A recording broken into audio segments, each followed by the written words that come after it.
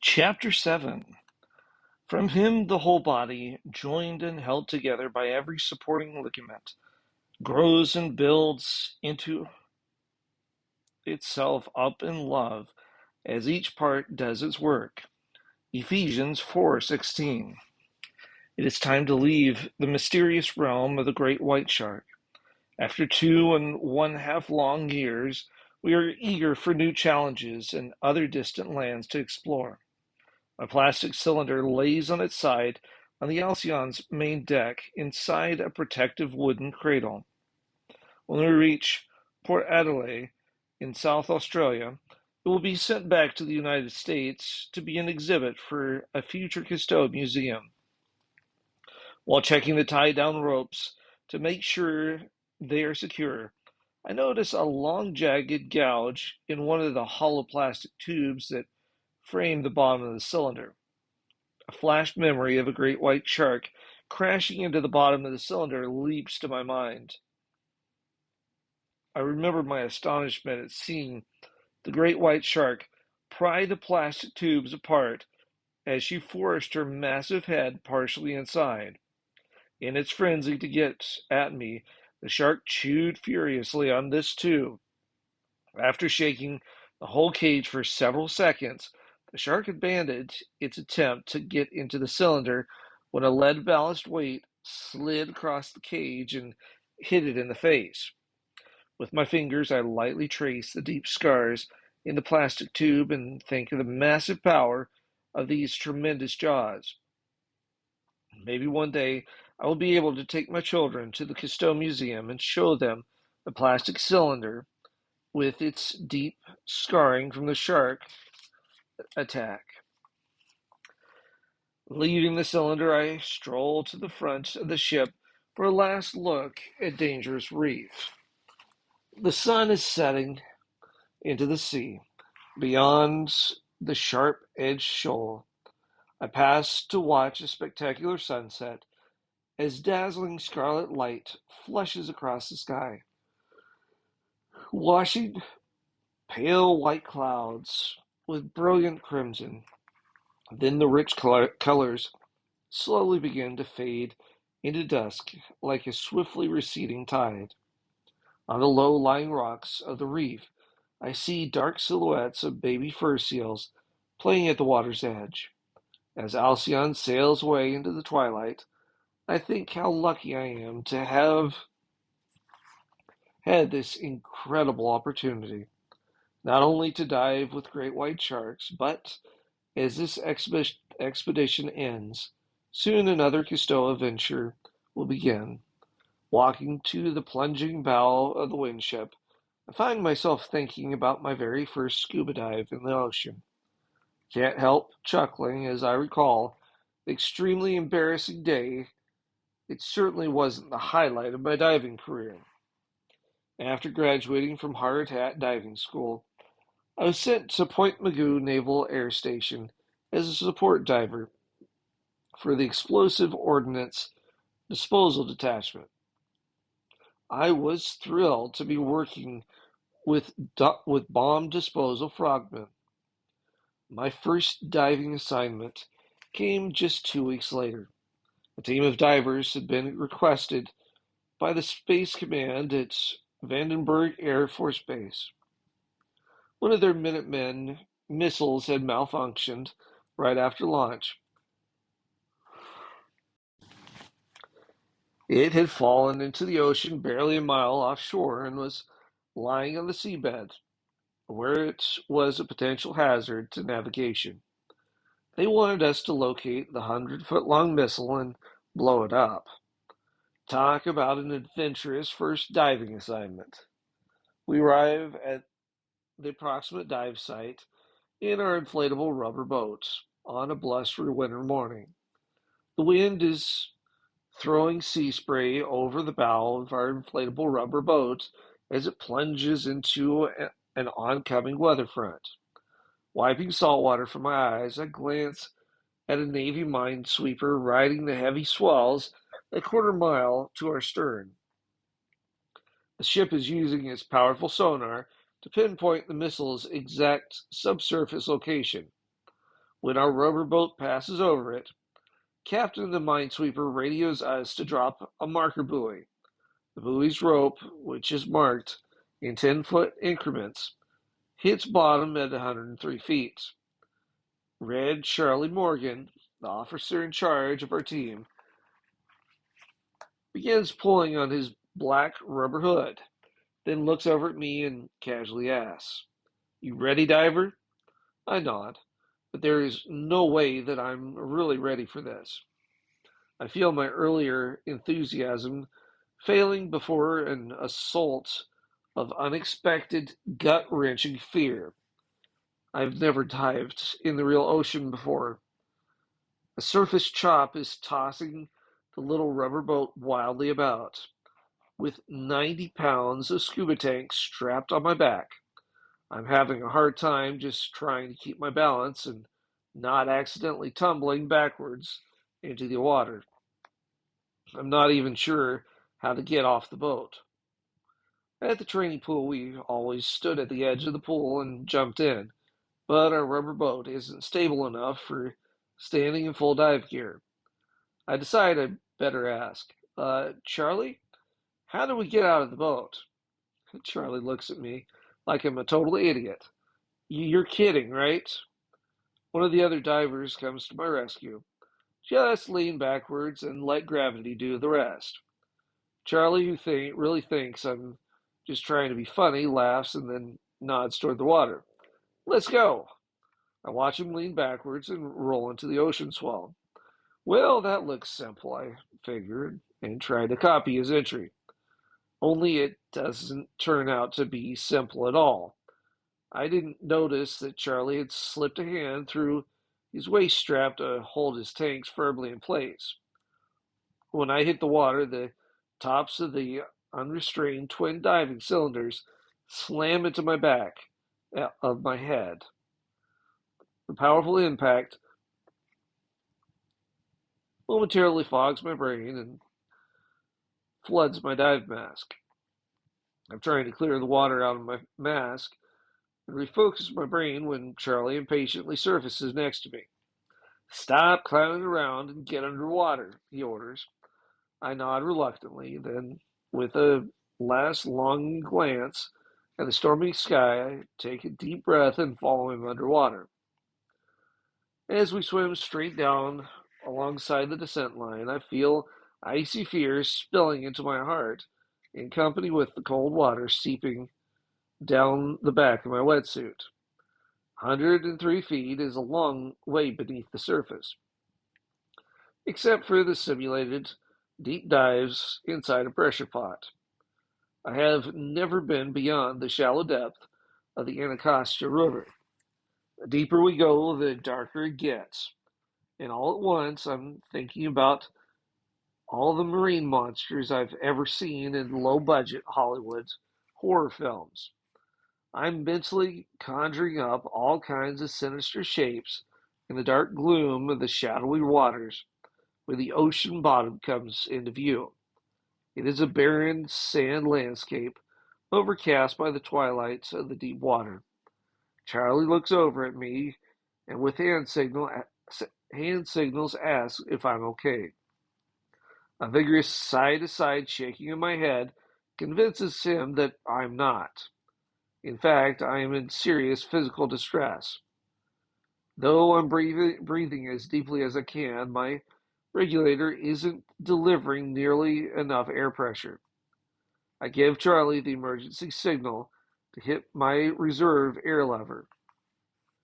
I see his eyes go wide in his dive mask as he rapidly comes to my assistance. Flipping the reserve lever down doesn't provide any relief. Slowly I realize the problem was me. I'm overbreathing the regulator, on the verge of panic. I have to consciously force myself to relax, which turns out to be nearly impossible. Rapidly sucking air from twin cylinders, I give Charlie an OK signal with a tentative thumbs up sign. He's watching me suspiciously, but decides to continue our search mission. He signals that we should swim in broad circles to search for the missile. I try to follow after him, but abruptly feel something was straining me from behind. I swim harder and am jerked backward. In my overly active mind, I'm having nightmare visions of a giant octopus tentacle pulling me back towards its sharp-edged beak. I grasp for my dive knife to fight for my life when Charlie sees that I have fouled my scuba tanks on the descent line. He hurries to my assistance as I fumble the knife back into my leg sheath. Finally, we are able to swim in a broad circle to discover a large rock. The missile is not here. However, the rock is rather interesting.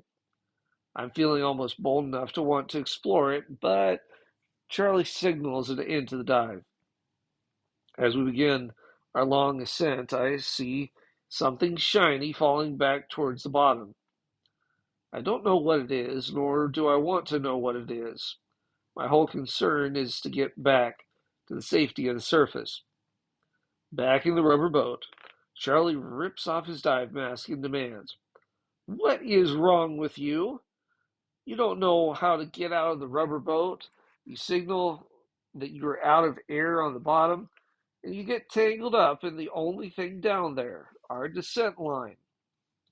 I'm trying to think up a good answer when he glances down at the knife sheath attached to my leg. "Where's your knife?" Looking down, I see the sheath is empty. Then I remember seeing something shiny tumbling down on our descent. "I guess I lost it," I answered miserably. It was a flat sand bottom with nothing down there but a barren rock, which we didn't even approach. How could you lose your knife? Charlie glares at me and then asks suspiciously, "Arrington, just how many open water ocean dives have you made?" "Counting this one?" I inquire tentatively. "Yes," Charlie is in a good mood. "Counting this one." "Well, just the one," I whisper. "One?" Charlie is outraged. "You are a certified hard hat deep sea diver. How can you be a deep sea diver when you've never even been diving in the sea?" It is an excellent question, and I doubt if he is going to like my answer, and as I softly say, "Because the Navy Hard Hat Diving School isn't near the ocean, it's on a river." Charlie's jaw drops. Then his face screws up as he tries unsuccessfully to hold back a giggle, which quickly becomes uproarious laughter. The other divers join in, and even I begin to hesitantly chuckle. Only I'm not so sure why. On the long boat ride back to the pier, Charlie would occasionally glance over at me and begin to laugh. While we're loading the rubber boat onto its trailer, he quietly confides, "Don't worry, Arrington. We'll make a real diver out of you yet."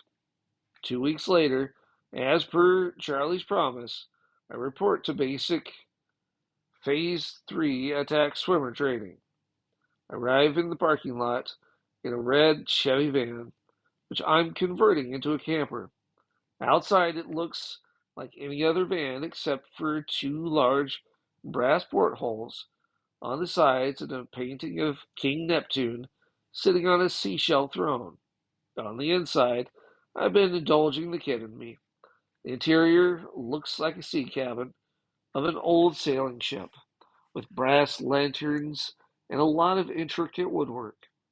I park 15 feet from the web-footed monster, then get out of the van to introduce myself to the creature. It is a replica of the mutant beast that stalked many of my childhood nights. Before me stands a very realistic replica of the monster from the movie, Creature from the Black Lagoon.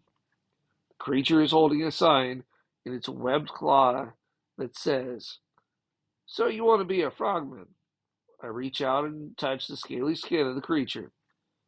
"What are you doing touching my monster?" someone bellows over my shoulder.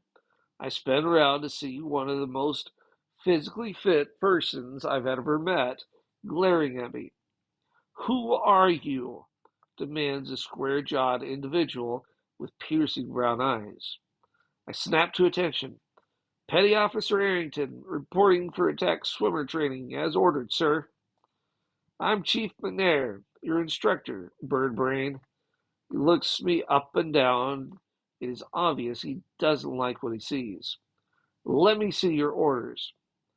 I quickly hand him the papers, then snap back to attention. "Says here that you're from the bomb disposal detachment at Point Magoo. That's Red Charlie's team." Chief McNair steps right up into my face. "I like Charlie, but I'm not so sure about you. From now on, your name is Hey You from Magoo. You got that, slug?" "Yes, sir."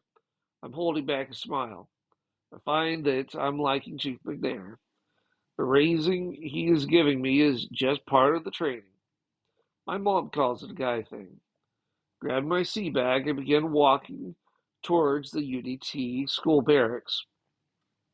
See a class of students attacking the obstacle course, and another group of cadets jogging in formation on the beach. My heart pounds wildly as I realize that I have finally made it to Frog School. The school is located within the Specialist Warfare Complex, which is the headquarters for the Pacific Coast SEAL and UDT teams. Over the next couple of weeks, every day begins with Chief McNair driving us through intense physical training. I liked that too. He showed us how to launch inflatable boats through rough surf zones. McNair took us out for long distance underwater attack swims in Coronado Bay and taught us how to make deepwater dives in the open ocean wearing sophisticated mixed mixed gas diving rigs. When he was in a mood, McNair would make us strap a wood pallet onto our backs and then run in big circles on the soft sand beach. He called it the flight of the bumblebee, the flight of the butterfly. One day I really blew it by falling out of the inflatable boats on a beach attack through heavy surf. He took me aside to a special pallet with a set of 90-pound scuba tanks strapped to them. "Put these on, Butterfly," he ordered. I looked unhappily at the heavy twin tanks. "We call this the cargo flight," he added maliciously. "And don't stop flying around my beach until I give you permission to land, bird brain." Towards the end of our training, we are finally given a day off on Veterans Day. Instead of getting up at 4:30 a.m., I sleep in until 5 a.m. My body is so used to intense morning physical training, I can't just lay there. Grabbing a pair of shorts and running shoes, I head for the beach. The sun isn't up yet, but the surf is gleaming softly with a submarine glow from plankton in the water. I begin to jog and am feeling so good that I break into a full run. Racing down the beach, I'm startled by a voice over my shoulder. "Hey, you from Magoo!" shouts Chief McNair as he sprints past me like I'm standing still. I drive hard trying to catch up and fall farther behind. So Chief McNair circles and falls in alongside me. "Not too fast, are you?" He chuckles. I want to argue the point, but he is over 20 years my senior, and he just blew me away and isn't even breathing hard. "If you want to run faster," McNair is barely straining as he runs lightly across the sand, soft sand, "I can teach you." Being winded, I grunt my acceptance. "You a Christian, Arrington?" he asks suddenly. "Yeah," I respond. "What's that got to do with running faster?" "Well, God is always trying to lift us up, so let's help him. Instead of plodding with your head down, straighten yourself up. You want to run tall." "Run tall?" I gasp. If it makes it any easier, imagine there's a golden thread running down from heaven that's connected right to the top of your head. This thread is making you taller. It lifts you up, which improves your posture, unburdens your lungs, letting them breathe easier, and makes you lighter on your feet so you're not digging them into the sand like a dirt clod. Amazingly, I find that Chief McNair is right. By imagining the thread, I feel my posture improving. It is like I'm being lifted up and I'm running lighter with less effort. My feet seem to be gliding over the soft sand, which normally pulls heavily on my sneakers. Running tall is great for leaping farther and for rapid lateral shifts and movement too. We are approaching a rock jetty. To demonstrate his technique, McNair leaps lightly from rock to rock while I do my best just to keep pace with him on the flat beach. He bounds off a boulder, then circles back to me and slows the pace. This thread thing, it works whether you're running, walking, or just sitting in a chair. And there's something else. The tip of the rising sun is beginning to glisten over Coronado Bay. I have never run so fast over soft sand with so little effort. I'm feeling good and a bit frisky. There's more than just a physical exercise to improve your posture. Thinking of the thread helps us to focus on God throughout the day. Whenever our thoughts are on Him, we naturally react in a more positive way to the people and situations about us. Being more compassionate and understanding of the feelings of others means they will also react more positively towards us. Chief McNair grins. It is what I call a win-win situation. McNair suddenly slugs me in the arm. Hey, what's that for? I complain. Just wanted to reinforce the student-instructor nature of our relationship, he said with a crooked grin, then heads off for the shower. I watch my instructor walk away, acutely aware of his perfect posture, then turn to stare at the bright rising sun. For a moment, I think about a shiny golden thread connecting me to heaven. Then, walking lighter and a little taller than before, I too head off for a shower. Throughout the rest of the day, whenever I caught myself slouching or tired, I would imagine the threads, and not only would my posture improve, so would my mood. It is our final day, or actually our final night of training. Under a cloak of darkness, we motor out into the middle of the broad Coronado Bay and quietly slip into the calm water. Tonight, my dive buddy will manage the attack board. It is a wedge of wood the size of a swim board with a compass, watch, and depth gauge mounted on it. On the surface, he takes a compass reading to our target, a dim light on a distant beach a mile and a half away. We silently submerge. It is with the realization that we will not be able to surface again until we arrive at the target. His whole focus will be to exactly maintain our course. If we miss the target by more than 50 yards, we will have to do punishment exercise. It is cold and eerily silent in the dark water as we descend. I follow my partner's bubbles downward. Then we level off at 20 feet. It is going to be a long swim with not a lot for me to do but kick my flippers. I am to ride above the other diver, lightly holding onto his tank manifold. My job is to help him keep his body in an exact straight line in reference to the attack board he is holding. Otherwise, we could drift off course. About us is totally dark. The ocean is a liquid shadow, without visible depth. We can see nothing but a faint luminous glow from the gauges on the attack board. We are swimming in a fathomless chasm midway between the surface and the mud bottom. Half an hour later, nothing has changed. We are still swimming in complete darkness when unexpectedly I see A tiny firefly of glowing blue light bounced off the head of my dive buddy. The little gleaming particle dances in the current of our rapid passage.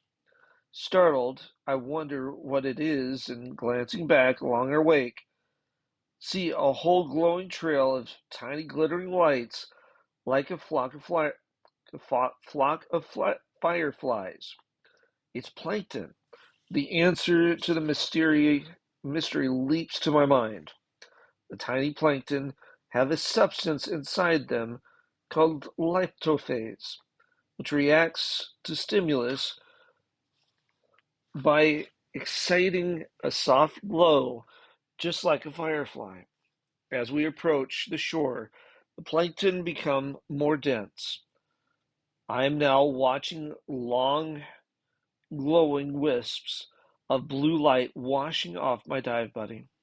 It is like he is a space vehicle entirely wrapped in ice blue fire, like a comet. As the water shallows, he occasionally bounces off the mud bottom, making instantaneous explosions of blue sparkling light. Before us, two crabs flee in panic. Their long, spindly legs race across the mud bottom, leaving tiny fluorescent clouds of light blue dust in their wake. Both of us are fascinated. We have to get a closer look. We separate and drift toward the crabs, which instantly begin waving their claws in defense. One of them taps his claws against my faceplate. I grin with pleasure at my dive buddy. Then he signals we should continue the attack swim. Rather than latch onto his tanks, I follow in his wake, watching the glowing trails of various bottom creatures fleeing his passage. Realizing I should be checking my dive partner's alignment, I kick strongly with my fins to catch up with him. That is when I notice he is no longer swimming a perfect keel. It's too late to do anything about it. Beneath us, the bottom slopes up sharply, and we reluctantly emerge at the shoreline to see the target light a full 100 yards down the beach. Chief McNair gleefully pounces on us from out of the darkness. What are you two numbskulls doing way down here? Drop and give me 50 push-ups. My buddy and I begin to strip off our heavy dive gear. Did I say anything about removing your baggage? Give me my push-ups with your dive gear on, bozos. We quickly drop in the front leaning position in the soft sand and begin knocking out the push-ups. Up and down the beach, the other UDT candidates are also dropping into the push-up position with other instructors in close attendance. McNair follows us, yelling insults as we run in a group to a waiting truck for the return trip to the Naval Amphibious Base. As I'm climbing into the back of the big truck, McNair grabs my arm. Hey, you from Magoo. Don't forget about that thread thing. I grin at Chief McNair. I promise. There's something else you need to know about it. He leans closer and whispers into my ear. No matter what happens in life, good or bad, that thread is always there. God never breaks his connection with us. Sitting in the back of the truck as it rumbles away, I watch Chief McNair's silhouette fading into the darkness. I never saw him again, yet his words never left me. During the tough times, I've always remembered my connection to the Lord, my God. Humble yourselves before the Lord, and he will lift you up. James 4:10. As the truck pulls out onto the long coastal highway, I look across the dark bay as the city lights glistening on the smooth harbor water. I listen to the laughter of the other attack swimmers about me. We are all in a buoyant mood because this swim marks the end of our training. Tomorrow I will return to Point Magoo, and I can't help wondering what underwater adventures await me. For a few minutes, my mind plays with my favorite daydream. In it, Captain Cousteau is taking his research vessel Calypso on an expedition up the Mekong River. Because of the explosive hazards in that once war-torn country, he needs a Navy bomb disposal diver to join the team. Of course, since it's my dream, I get to be that diver. It is a really fun daydream. A daydream is a meal at which images are eaten. Some of us are gourmets, some are gourmands, and a good many take their images pre-cooked out of a can and swallow them whole, absent-mindedly and with a little relish. W. H. Auden. Hey, Steve! Captain nudges my arm, jarring me from my memories. He sits down beside me and plops his feet up on the ship's anchor. What are you doing? He asks. Oh, I was just thinking, I reply, my mind not completely releasing my daydream of Calypso on the Mekong River. The idea is building itself into a plan. I wonder if. Nah, I mostly, but not completely dismiss the idea from my mind. It shuffles down the corridor of my memory, opens the door, and locks itself away for future consideration. Dolphins! Shouts Captain as he leaps to his feet and leans outward over the bow rail. I quickly joined him as we see bottlenose dolphins momentarily skimming across the smooth water as they rush to ride the bow wave of Alcyon. As the windship races through the ocean, it generates a bow wave that extends both above and below the surface of the water. Dolphins love to ride the subsurface part of the wave, exactly like human surfers at a shore or reef break. Only the dolphins' ride is almost completely underwater. Bigger and faster ships can generate huge underwater waves that absolutely thrill the dolphins. Soon there are a dozen dolphins surfing Alcyon's sleek bow. They surface repeatedly for a quick breath of air. Captain and I shout and whistle with each surfacing to encourage the dolphins and to let them know we are watching. Just beneath the glassy surface, we can see the dolphins rolling onto their sides to stare intently at us. After a few minutes, the dolphins begin to depart.